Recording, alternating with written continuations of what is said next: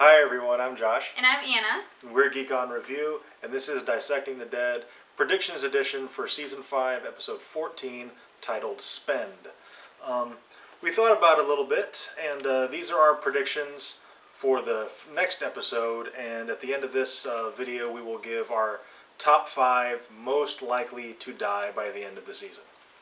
Alright, our first prediction for the next episode, basically continuing the theme, the tension between the Alexandrians and Rick's group is just going to continue to build, and we'll see that manifest with some heightened tension between Rick and Pete. Yeah, I definitely think something's going to go on with Rick and Pete. They're definitely leading in that direction, so I think this will be, instead of a kind of subconscious tension between them with nothing actually happening, I think something's going to actually happen to create tension between them. I'm not sure we'll come to blows just yet, but maybe a verbal altercation, something like that. Or something's going to happen that makes them not like each other besides Jesse. Something like actually will happen. I don't know what, but I think something will happen that will solidify their dislike of each other. Rick already doesn't like him. He's just looking for a reason. Yeah. And speaking of, I mean, just off topic of predictions for a second, this just popped into my head. A lot of people are saying Rick has gone full Shane because he reached back and he felt the gun in his waistband as he was watching Jesse and Pete walk away at the end of last night's episode, Sunday night's episode. And I don't know if he's necessarily gone full Shane yet. Yeah, it was kind of similar to when Shane had Rick in his sights in that one episode in season 1. Yeah, kind of. But I think it's more that he's reminding himself that if he has to take over this community, he's armed and he can. And he might have to kill these people. I think he's telling himself, don't get too comfortable with these people, because he might have to kill them. That's just something that I wanted to get out there as a response to some Yahoo comments that I've seen, some review videos that I've watched. Second prediction for next week's episode. Someone is going to notice that those guns are missing. Yeah, it was really easy for Carol to sneak in, to leave the latch unlocked, to sneak in and to get those guns. I don't think those guns were as unimportant and unnoticed as Carol wanted to believe.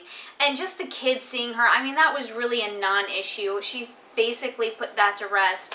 And I think she even had a backup plan. When she went in and took the gun, she also took some chocolate. I don't think that was for her. I think that was so that when people discover the missing guns, they just assume it was kids who broke in because chocolate's also missing. I think that was kind of a contingency plan, but I don't know that that's going to work because they're new and all of a sudden guns are missing. Right. Who's going to be, number 1 on the suspect list? Daryl. Yeah, absolutely. Daryl. This might come back on Daryl. We were actually just talking. What do you think they'll do with Daryl this episode? I don't think they'll do anything with them. He might be a suspect in the missing guns. Yeah, maybe, yeah. So I don't think they'll do much with his story. He had a pretty big story getting this last episode, so they can kind of step back and focus on some of the other cast. Which, from the sneak peeks, it looks like they are. Tara and Eugene are going to get some screen time this episode. So that'll be fun. Yeah. Alright, getting to Sasha. Yeah, Sasha. She's just going to continue to spiral down. I actually think that she is... I personally think that she is going to make some very poor decisions and either get herself hurt, almost get herself hurt, or get somebody else hurt. And it's just going to cause her to spiral even further down. She's right on the edge now. She's due for a mental breakdown, I think. I think we're going to get some insight into the W. Yeah, they've teased it a couple of times now. We need an explanation. We need something. And I got to think, I had a commenter on our review video for the last episode, and he reminded me of the graffiti, wolves, the wolves are here, that kind of thing. And so there is likely a group calling themselves the Wolves, and that's probably what this W is. And I'm not gonna, spoil anything as far as who they coincide with in the comics, but there is a group out there likely calling themselves the Wolves, and it's gonna spell bad news for our heroes. Basically, like we said before, there's the tension between Rick's group and the Alexandrians is just going to continue to build and build and build and build. But beyond that tension, I think even though Rick hasn't gone full Shane yet, he's going to go a little bit further down that road. Yeah, probably. He's definitely gotten darker. We had actually talked about this earlier about how if Shane hadn't tried to kill Rick, he'd probably still be alive today, and he would actually probably be leading the group with Rick and would have just as much respect from the other members of the group as Rick has, because he was right. Yeah. He was an asshole about it, but he was right. And, if he just hadn't lost his mind over Lori, he'd still be here, and him and Rick would be running things. So, yeah, I think Rick is kind of spiraling a little towards darker Shane. and to that point, if Shane was still alive, the governor would have been a non-issue. Yeah, the governor wouldn't have been an issue. They would still have the prison, and they wouldn't even be in Alexandria. So, we're Shane fans. We are Shane fans. We've met John Bernthal a couple times. He's a super nice guy. And he would go back and rewatch season 1. He was right. If Rick did anything that Shane did in season 1 now, we wouldn't even question it. He had the mentality that everybody else needed a couple of years to get, whereas he started off with it. And he was right. Shane was awesome. I was sad when he died. Alright, that's it for our predictions for the next episode. Now we're going to do a rundown of our top 5 characters most likely to die by the end of the season. Starting with 5 will be the least most likely to 1 being the most likely. Alright, I'll do my 5, then you do your 5, and why. Okay? Okay. Alright, my number 5 is Eric. I just think that since they've replaced Eric as a recruiter with Daryl, if Daryl accepts the job, of course, then I don't think Eric really has a purpose as a character. So I think odds are he's probably going to die at some point this season. And Aaron is becoming one of the main characters, and he needs a sad. And killing his boyfriend will give him that sad. Yep. And my number 5 is Gabriel. I actually don't want Gabriel to die. He's a new character. I think they can do a lot with him. He's been around for a while, and they've done nothing. He's just been there. So it gets in the way more than anything. Yeah, and so I can see them getting rid of him. He really doesn't have any storyline right now. It won't hurt anything in the show if he were to die. So I think he's on that list, even though I don't want him to die, because I think he could be a really amazing character if they just do something with him. We should mention that these aren't the characters that we want to die. These are the characters that, narratively speaking, we think are most likely to. Yeah. I actually don't want any of them to die. Kill off the Alexandrians. Right. My number 4 is Sasha. Up until here in the last couple episodes, she really hasn't served much of a purpose as a character. And that's really to the detriment of the show at large. They're kind of developing her a little bit now, but if you look at what they did with Beth, she was a completely undeveloped character, and then when they started developing her, she died like 3 episodes later. So I think it's kind of going the same direction with Sasha. Hopefully she'll get better treatment with her death than Beth did, though. Yes. My number 4 is Noah. Another one that I really don't want to die because he's new. So there's a lot of stuff they can do with him. He also kind of has an interesting backstory that they could get into. But he's been introduced for a while now, and they've done nothing with him. Actually, the only thing he's been good for is getting other members killed. Tyrese. Beth and then Tyrese, yes. So he's kind of pointless right now, and like I said, I hope they do something with his story. He is kind of new. That's why he's lower on my list as number 4 as opposed to higher up, because they could still do something with him. It's not too late. My number 3 is Tara.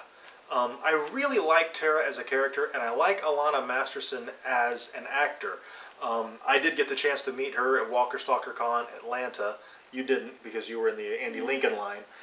But she is the nicest celebrity I've ever met. She is like a celebrity who doesn't think of herself as a celebrity, and that's really refreshing.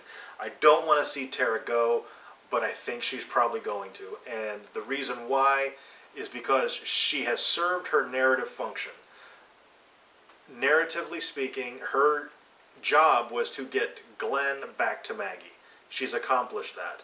And she basically has been very much in the background ever since. I don't see them really taking that character anywhere, although she is going to get some screen time in the next episode. So if she doesn't die in the next episode or 2, maybe she sticks around for the next season, but I really don't think she makes it past this season. My number 3 is Eric. For similar reasons to him, Aaron seems to be like he's going to be a main character. We've been introduced to a lot of new characters, but he seems like he's going to be a main character. He's going to be joining the group, regardless of what happens. And you can't be too happy when you're in the group. Bad stuff happens. So, I mean, his life's a little too good right now. And exactly like he was saying,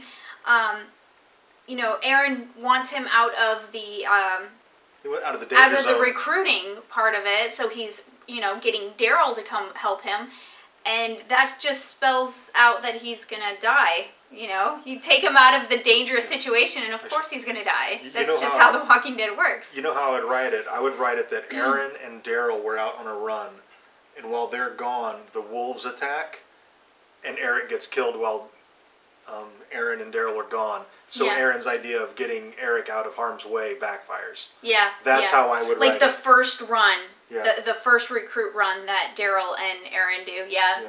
That's how I would write it, and oh my god. I should be a writer on the show. If you're watching, Scott Gimple. Alright, my number 2 is Noah. Noah has, again, just like Tara, he's served his narrative function. It's probably a phrase that I've spoken too many times in this video, but it's just true. His purpose was to get the group to Virginia. They're in Virginia. Aside from that, all he's done is get characters killed. So this is a character that I would really be okay with if they killed off. Just because he hasn't really added anything to the group. He got cornered by 3 walkers on a porch. That's all I got. That's all I gotta say. My number 2 is Tara, because she's been around for a long time, and like he said, she did what she needed. Her purpose, like her reason for surviving at the prison, was to get Glenn to Maggie.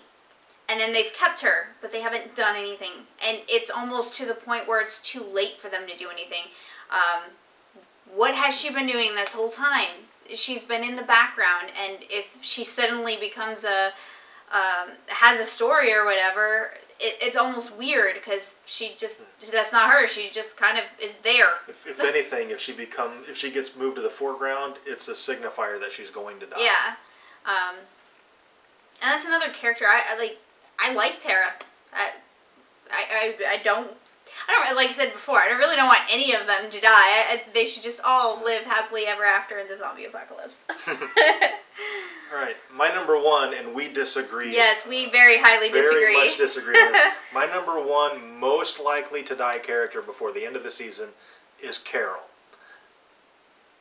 I don't want Carol to die. I am a big time Carol-Daryl shipper. But she has become the kind of person that she never in her previous life would have ever wanted to become.